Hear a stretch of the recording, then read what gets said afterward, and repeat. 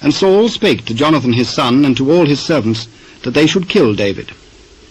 But Jonathan, Saul's son, delighted much in David. And Jonathan told David, saying, Saul my father seeketh to kill thee. Now therefore, I pray thee, take heed to thyself until the morning, and abide in a secret place, and hide thyself. And I will go out and stand beside my father in the field where thou art, and I will commune with my father of thee, and what I see, that I will tell thee. And Jonathan spake good of David unto Saul his father, and said unto him, Let not the king sin against his servant, against David, because he hath not sinned against thee, and because his works have been to thee-ward very good.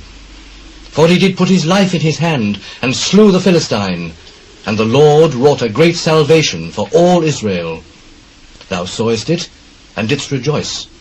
Wherefore then wilt thou sin against innocent blood, to slay David without a cause? And Saul hearkened unto the voice of Jonathan. And Saul sware, As the Lord liveth, he shall not be slain. And Jonathan called David, and Jonathan showed him all those things. And Jonathan brought David to Saul, and he was in his presence as in times past. And there was war again. And David went out and fought with the Philistines, and slew them with a great slaughter, and they fled from him. And the evil spirit from the Lord was upon Saul, as he sat in his house with his javelin in his hand. And David played with his hand. And Saul sought to smite David even to the wall with the javelin.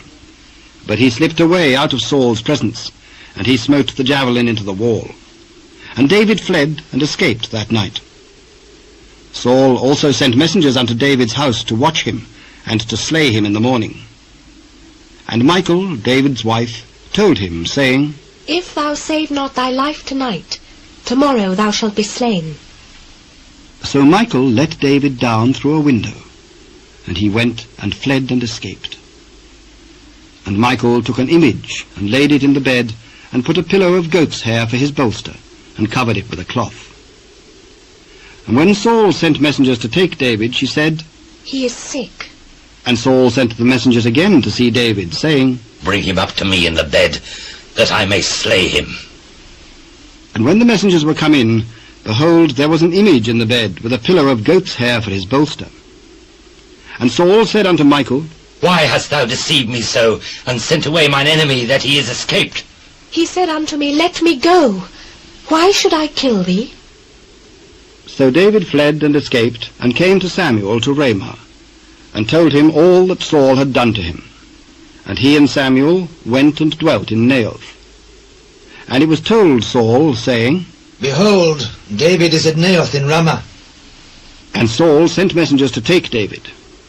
And when they saw the company of the prophets prophesying, and Samuel standing as appointed over them, the Spirit of God was upon the messengers of Saul, and they also prophesied.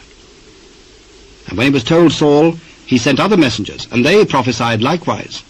And Saul sent messengers again the third time, and they prophesied also. Then went he also to Ramah, and came to a great well that is in Seeketh. And he asked and said, Where are Samuel and David? Behold, they be at Naioth in Ramah. And he went thither to Naioth in Ramah, and the Spirit of God was upon him also.